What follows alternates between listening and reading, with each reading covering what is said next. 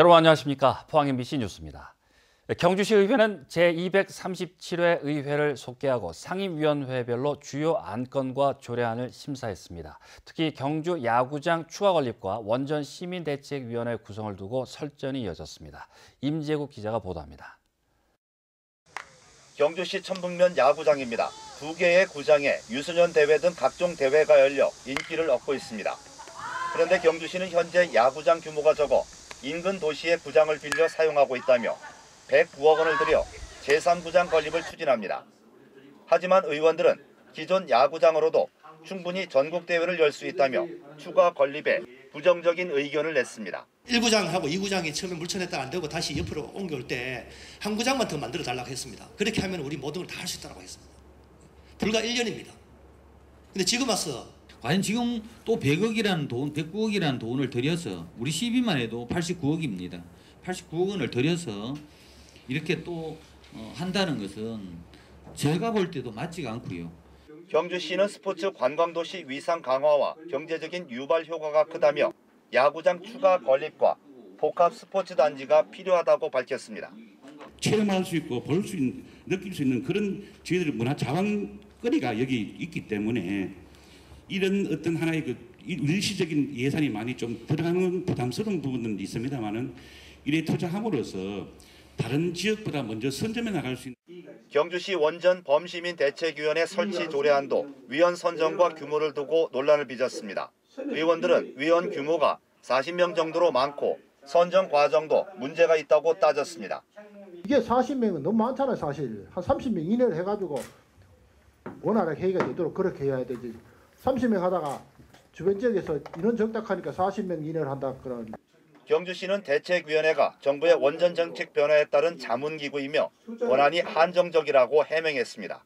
경주 시민의 뜻을 하나로 모으자는 어떤 그런 취지에서 대책위를 만드는 것이지 거기에서 어떤 무슨 결정을 하고 보상에 대한 결정을 하고 그런 건 없습니다. 경주시 의회는 상임위별로 20건의 조례안과 안건 심사를 마치고 오는 29일 본회의를 열어 최종 의결할 예정입니다.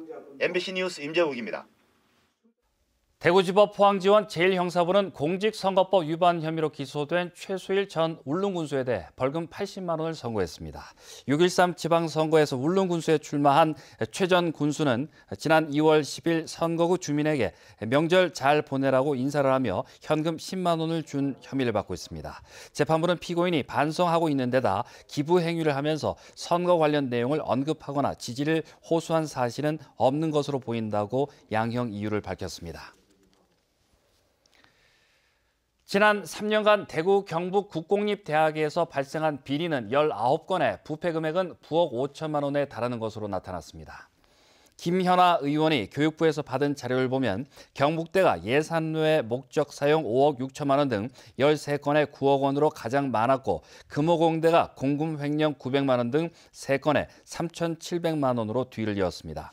대구 경북과학기술원도 금품 수수 80만 원 등 3건에 300만 원의 비리가 적발됐고 안동대는 단 한 건의 비리도 발생하지 않은 것으로 나타났습니다. 경주시는 오늘 화랑마을에서 관광종합개발계획 수립 용역 최종 보고회를 갖고 10년 동안 추진할 사업을 확정했습니다. 경주시는 한국관광개발연구원 용역을 통해 12개 전략사업 아래 불국사지구 연등 테마거리 조성과 산내 천주교 순교지 성역화, 보문단지 셔틀버스 도입, 그리고 관광 스타트 기업 육성 등 61개 사업을 추진하기로 했습니다.